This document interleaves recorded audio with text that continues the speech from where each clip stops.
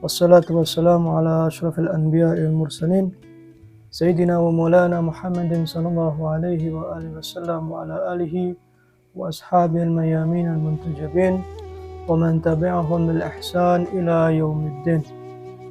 Ikhwani rahimakumullah, aku lakum jami'an assalamualaikum warahmatullahi wabarakatuh.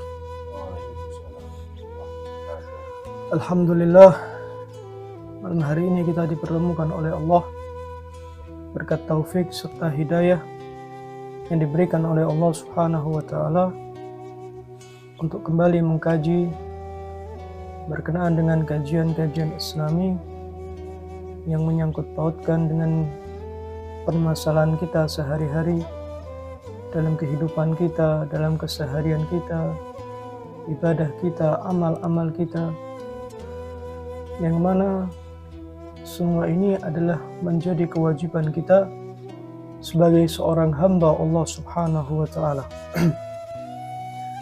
Untuk kajian malam hari ini, tema yang ingin saya angkat yaitu berkaitan dengan kekuatan sholat dalam kehidupan kita. Kita semua mengetahui bahwasanya setiap amal perbuatan yang kita lakukan, entah itu perbuatan baik maupun perbuatan buruk kita, semua itu memiliki dampak pada diri kita. Kalau kita melakukan perbuatan baik, maka dampaknya itu akan mendatangkan kebaikan dalam kehidupan kita, dalam keseharian kita, dalam aspek pekerjaan kita, dalam berumah tangga, dalam bermasyarakat. Semua ini akan berdampak positif jika kita melakukan sebuah perbuatan baik.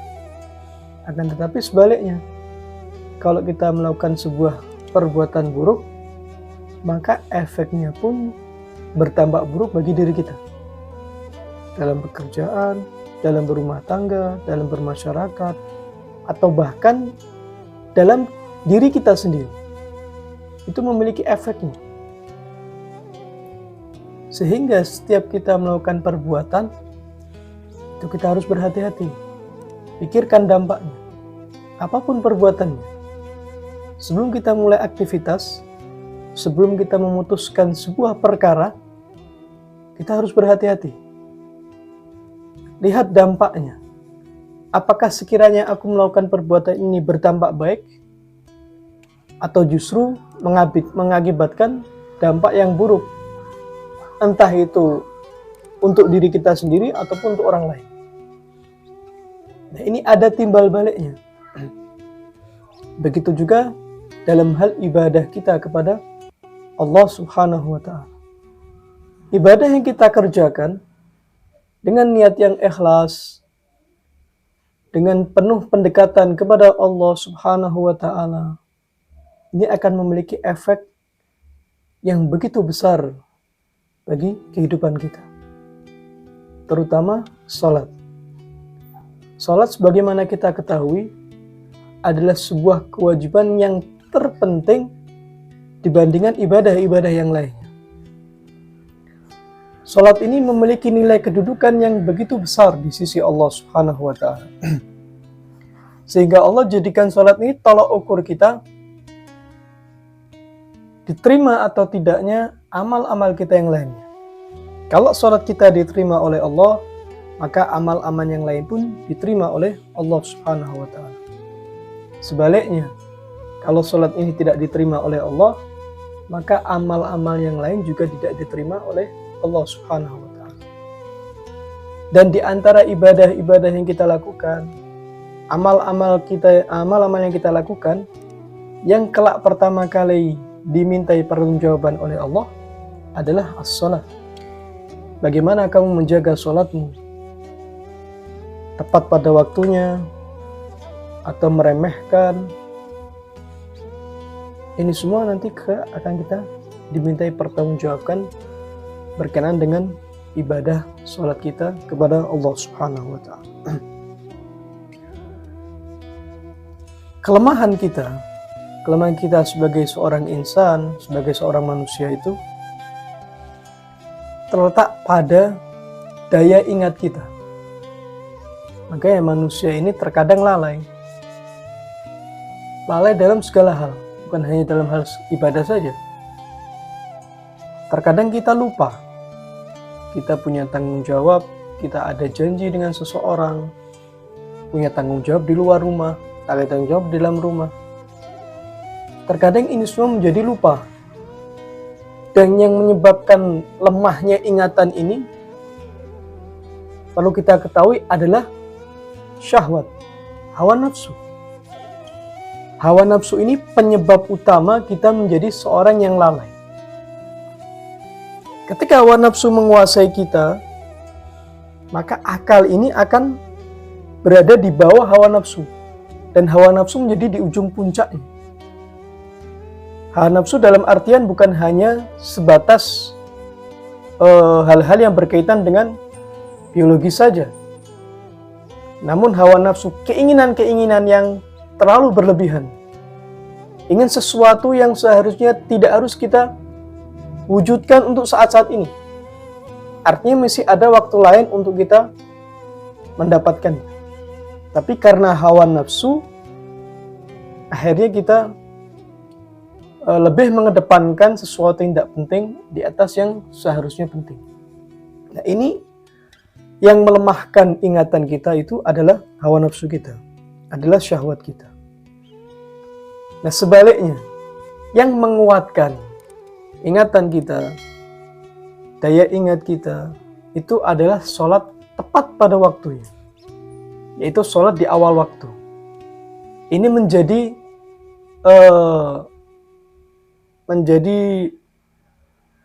sebab pertama, sebab utama yang meningkatkan daya ingat kita,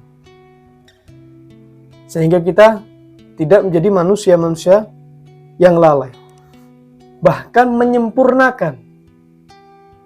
menyempurnakan pikiran kita, menyempurnakan ingatan kita, itu yaitu dengan sholat di awal waktu. Sebagaimana dalam hadis disebutkan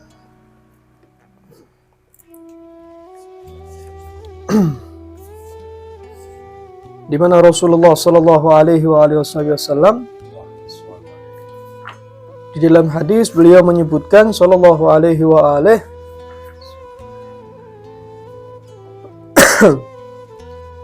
ketika beliau berbicara berkenaan dengan memperhatikan waktu sholat, itu amat sangat penting bagi kita.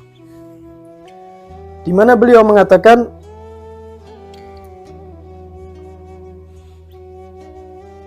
irtakib waqtas sholati fasalliha liwaqtiha wala ta'ajjal biha qablahu li faraghin wala tuakhiraha anhu li syughlin. Di dalam hadis ini dikatakan, perhatikanlah waktu sholat dan laksanakan sholat pada waktunya. Jelas kalimatnya. Pertama, perhatikan waktu sholat itu. Kemudian laksanakanlah pada waktunya. Wala ta'ajjal biha qablahu li firaghin. Dan janganlah engkau menyegerakan sebelum tiba waktunya karena kelapangan waktumu. Artinya ketika kita nganggur, tidak ada kerjaan, daripada kita duduk-duduk, sholat deh. Akan tetapi ini belum pada waktunya. Belum masuk waktunya sholat. Untuk mengisi waktu kosong kita daripada kita duduk, tidak ada kerjaan, ya lebih baik sholat dulu deh. Ini yang dilarang. Atau dan janganlah engkau mengakhirkannya karena kesibukan. Jangan kita menunda sholat karena kesibukan kita. Sebagai contoh, kita ada urusan pekerjaan dengan orang. Kita sedang urusan yang menentukan pekerjaan ini sukses atau tidak sukses. Karena kita terlena dengan kesibukan ini, akhirnya sampai mengakhirkan waktu sholat. Padahal kita tahu yang menjadikan pekerjaan itu sukses atau tidaknya yaitu Allah Subhanahu wa Ta'ala. Jadi karena jangan kita jadikan waktu lapang untuk menyegerakan waktu sholat, dalam artian sholat tidak pada waktunya, Dan juga jangan kita mengakhirkan waktu sholat karena kesibukan kita, karena pekerjaan kita, atau karena kita sedang ada tamu. Ada satu ulama diceritakan ketika beliau sedang diwawancarai oleh media televisi saat itu, kemudian di tengah-tengah wawancara ini berkumandang adzan. Spontan ulama ini menghentikan wawancaranya. Kata pihak media, "Wahai Syekh, kita belum selesai mewawancarai." Kata ulama ini, "Panggilan Tuhanku jauh lebih penting daripada wawancaramu." Salat kalau kita ingin mengetahui hakikatnya, kita sedang berbicara kepada Tuhan. Kita mendapatkan lawan bicara yang kita bisa mendapatkan ketenangan darinya. Kita mendapatkan kenyamanan darinya. Tentu kita akan memilih lawan bicara yang semacam ini.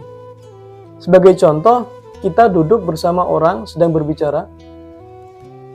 Namun selama kita berbicara ini, kita tidak mendapatkan kenyamanan. Tidak merasa nyambung, pembicaraan tidak nyambung. Itu kita akan bosan, jenuh. Kita berbicara kepada Allah Subhanahu wa Ta'ala dalam sholat kita mendapatkan lawan bicara yang sebaik-baiknya. Tempat untuk kita berbicara yaitu Allah Subhanahu wa Ta'ala.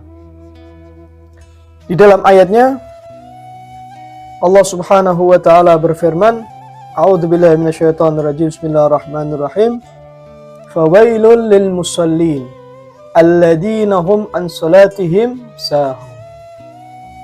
Allah kecam di sini, maka celakalah bagi orang-orang yang sholat yang mana mereka lalai dari sholatnya. Fawailul lil musallin. Celaka mereka yang sholat yang mana mereka lalai dalam sholatnya. Atau dalam ayat yang lain, walladzina hum ala sholatihim yuhafidun ulaika humul warithun. Dan orang-orang yang menjaga sholatnya, merekalah orang-orang yang akan mewarisi. Jadi yang pertama, Allah kecam mereka yang sholat dalam keadaan lalai. Di ayat yang selanjutnya, Allah puji mereka yang sholat dalam keadaan sadar, sedang berbicara dengan siapa dirinya, yang menjaga waktu sholatnya, yang memperhatikan waktu sholatnya. Ini berkaitan dengan sholat di awal waktu. Kemudian yang selanjutnya, dampak positif dari sholat yang kita kerjakan adalah sholat itu mencegah dari segala perbuatan buruk. Inna sholata tanha 'anil fahsya'i wal munkar. Sesungguhnya sholat itu mencegah dari perbuatan keji dan munkar. Sebagaimana kita bahas di awal tadi, setiap perbuatan itu pasti akan menghasilkan dampak bagi diri kita. Entah itu perbuatan baik ataupun perbuatan buruk, masing-masing akan mendapatkan dampaknya. Begitupun dengan sholat kita. Sholat yang kita kerjakan ini mendapatkan dampak, yaitu tanha 'anil fahsya'i wal munkar. Mencegah dari perbuatan keji dan munkar. Kemudian ada pertanyaan, lantas bagaimana? Banyak orang yang sholat di luar sana, akan tetapi tetap saja mereka melakukan maksiat. Tetap saja mereka melakukan perbuatan keji, tetap saja melakukan perbuatan munkar. Maka jawabannya adalah sebenarnya dia tidak benar-benar melakukan sholat. Sholat yang dilakukan secara benar, yaitu sholat yang dilakukan dengan kehadiran hati. Menghadirkan hati dalam sholatnya. Sholat yang dilakukan dengan secara benar itu adalah dia sadar sedang berbicara dengan siapa, sedang menghadap kepada siapa. Sebagaimana Rasulullah Shallallahu Alaihi Wasallam, beliau ketika hendak menghadap Allah Subhanahu wa ta'ala dalam salatnya, salah seorang sahabat beliau melihat wajah beliau ini pucat. Wajahnya, tubuhnya bergetar. Kemudian ditanyakan, wahai Rasulullah, kenapa wajahmu pucat dan tubuhmu bergetar? Maka kata Rasulullah Shallallahu Alaihi Wasallam, sesungguhnya aku akan menghadap kepada Zat yang Maha Agung, Zat yang Maha Mulia, Zat yang Maha Sempurna. Dan salat beliau pun, dia mengetahui sedang berbicara dengan siapa, yaitu Allah Subhanahu wa ta'ala. Namun jika salat itu dilakukan dengan tidak menghadirkan hati, tidak tahu sedang berbicara dengan siapa, maka inilah salat yang tidak menghasilkan dampak positif pada diri kita, pada diri pelakunya. Berbicara berkenaan dengan khusyuan, khusyuk itu adalah kita sadar sedang berbicara dengan siapa di dalam salat kita. Khusyuk adalah kita menghadirkan hati kita di dalam salat kita ketika kita menghadap Allah Subhanahu wa ta'ala. Di dalam sebuah hadis Rasulullah Sallallahu Alaihi Wasallam, dia mengatakan, fi rajulin yusalli ma'hu wa yartaqibul fawahisha, inna salatahu tanhahu yawman ma falam yalbas antaba. Kata beliau Sallallahu Alaihi Wasallam, berkata tentang orang yang beliau berbicara tentang orang yang melaksanakan salat namun tetap melakukan perbuatan keji dan munkar. Kata beliau, sesungguhnya salatnya akan mencegahnya untuk melakukan perbuatan keji dan munkar suatu hari nanti, dan setelah itu dia akan bertaubat kepada Allah Subhanahu. Dari hadis ini kita bisa ngambil 2 poin. Poin yang pertama, jangan sesekali kita mencemooh orang yang sholat, tetapi kita melihat kesehariannya tetap aja bermaksiat, tetap melakukan perbuatan dosa. Ini satu, jangan kita cemooh beliau, jangan cemooh orang semacam ini. Kemudian poin yang kedua, kita mendapati diri kita ini sudah sholat, namun kita merasa kita ini tetap melakukan perbuatan dosa, kita tetap melakukan perbuatan maksiat kepada Allah. Melihat konteks hadis ini, kita jangan berputus asa. Jangan terus kita kemudian, percuma saya sholat, nyatanya saya tetap melakukan dosa, nyatanya saya tetap bermaksiat. Kata beliau Shallallahu Alaihi Wasallam, sholatnya ini suatu hari nanti akan mencegahnya dari perbuatan keji dan munkar, sehingga menjadikan ia bertaubat kepada Allah Subhanahu wa ta'ala. Sholat ini kan sebuah ibadah kepada Allah. Tidak ada satupun perbuatan ibadah kepada Allah yang hasilnya sia-sia. Ini harus kita ketahui. Sekecil apapun perbuatan yang kita lakukan dalam konteks ibadah kepada Allah, semua ini nanti akan ada efeknya, akan ada balasannya dari Allah. Kalau tidak sesaat ini, mungkin suatu hari nanti efek itu yang akan kita rasakan. Nah, orang yang terus-menerus sholat, meskipun ia tetap melakukan perbuatan dosa, meskipun ia melakukan perbuatan maksiat, selama ia terus melaksanakan sholatnya, maka suatu saat nanti sholat ini akan mencegah diri dari melakukan hal-hal dosa. Dan dia suatu saat nanti akan bertaubat kepada Allah Subhanahu wa ta'ala. Dan ini yang disebut sebagai hidayah dari Allah Subhanahu wa ta'ala.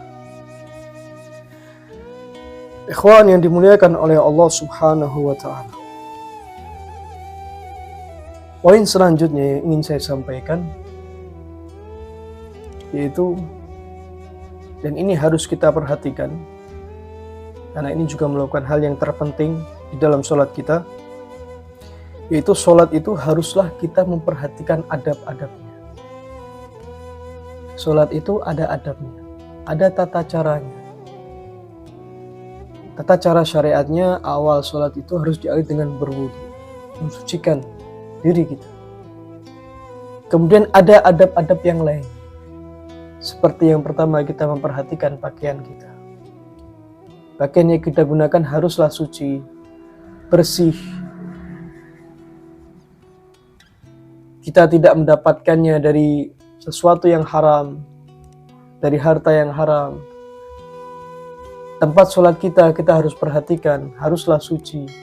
Tidak dari barang gosok, yaitu atau barang yang mencuri, tidak ada najis.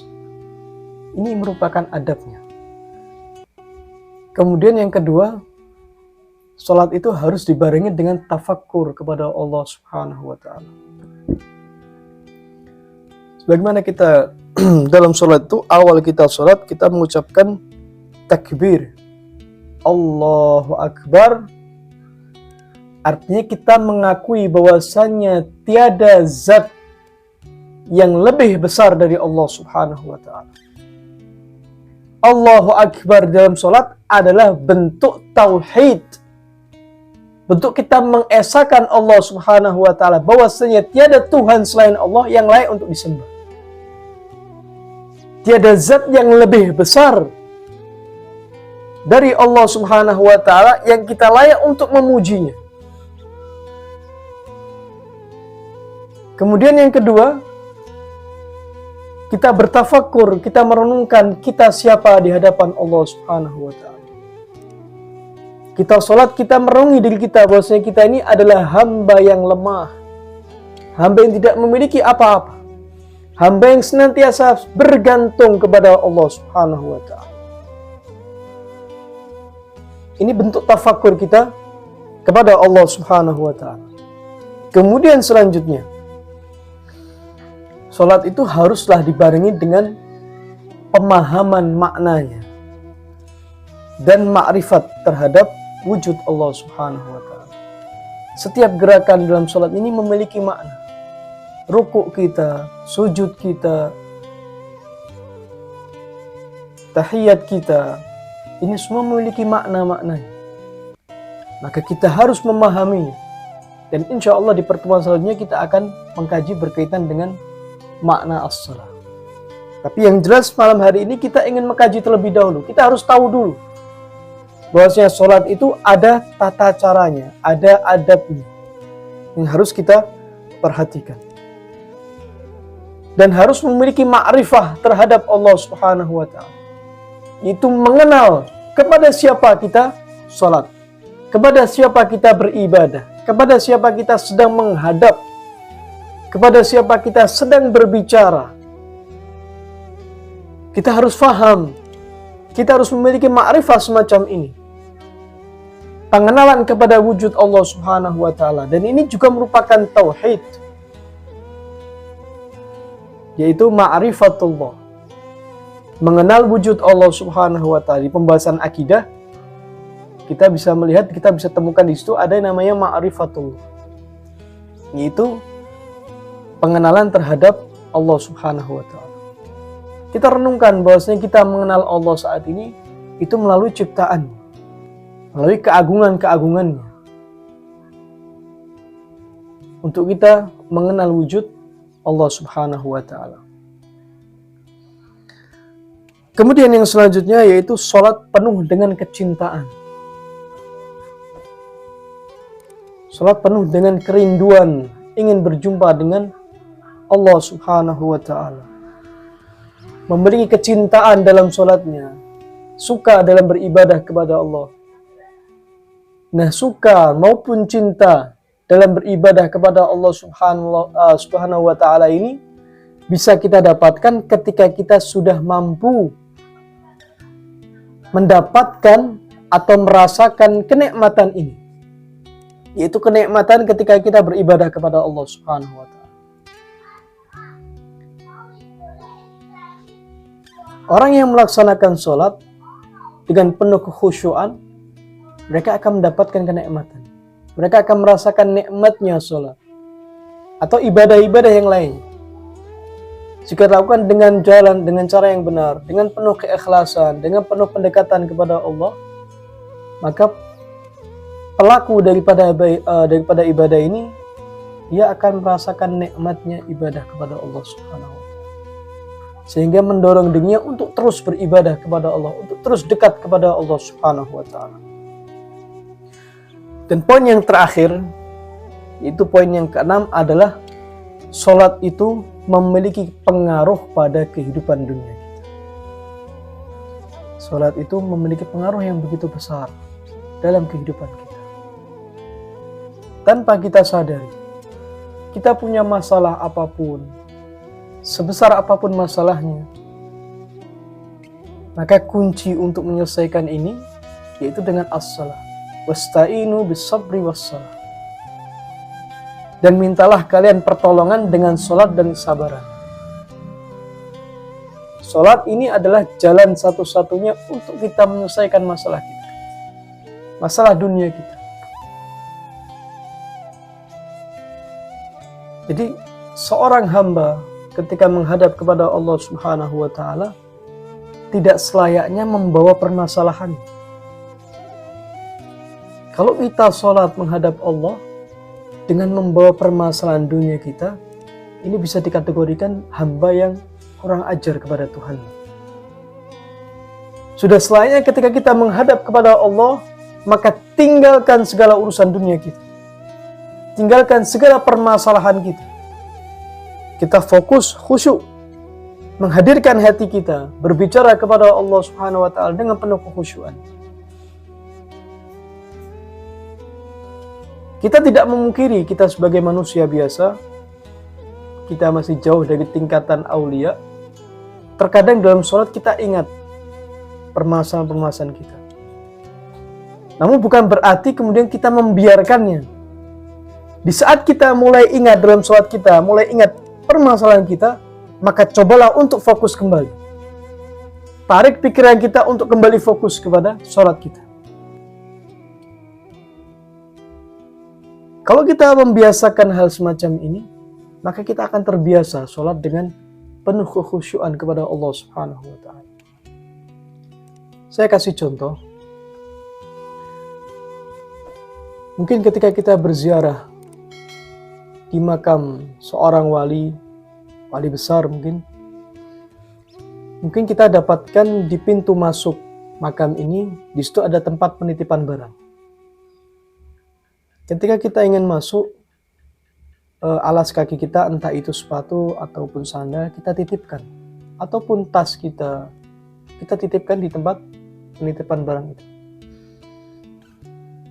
Dan sama penitip ini, sama orang yang menjaga, barang kita akan dijaga dengan baik.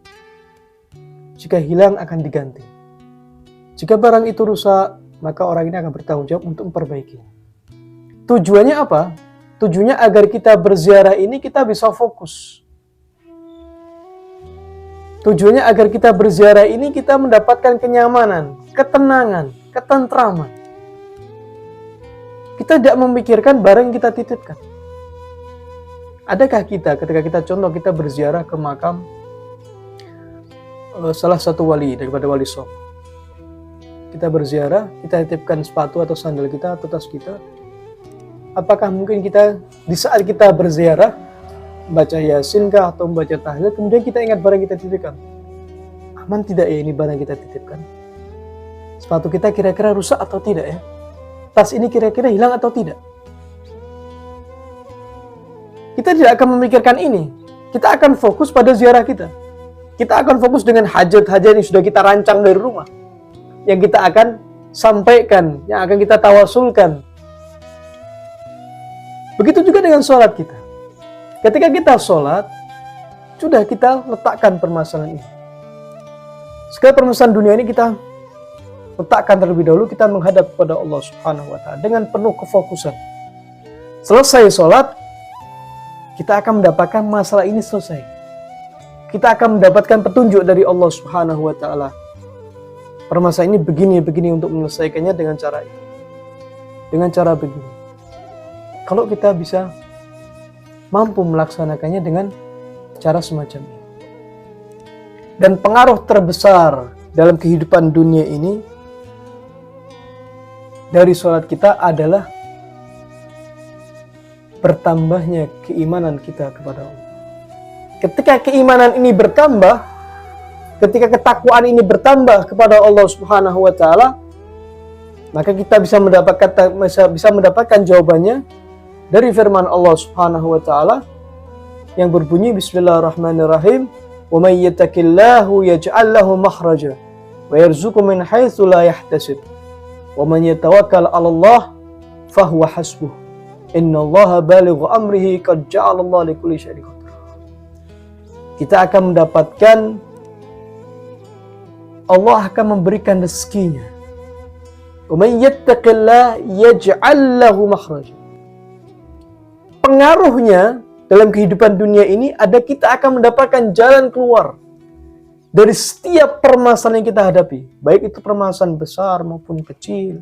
Kita akan mendapatkan jalan keluarnya. Bukan hanya sebatas itu. Wa yarzuqhu min haitsu la yahtasib. Allah akan memberikan rezeki yang tidak diduga-duga.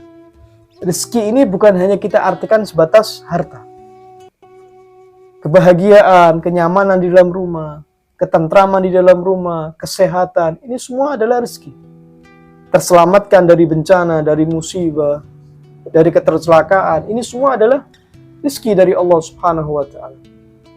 Wa may yatawakkal 'ala Allah fahuwa hasbuh. Dan barang siapa yang menyerahkan urusannya kepada Allah, fahuwa hasbuh, Allah akan memberikan kecukupan padanya. Innallaha balighu amrihi qad ja'ala likulli syai'in qadir. Walhamdulillah rabbil alamin. Sallallahu ala sayyidina Muhammadin wa ala alihi wa ashabihi al-mayyamin al-muntajabin. Wassalamualaikum warahmatullahi wabarakatuh.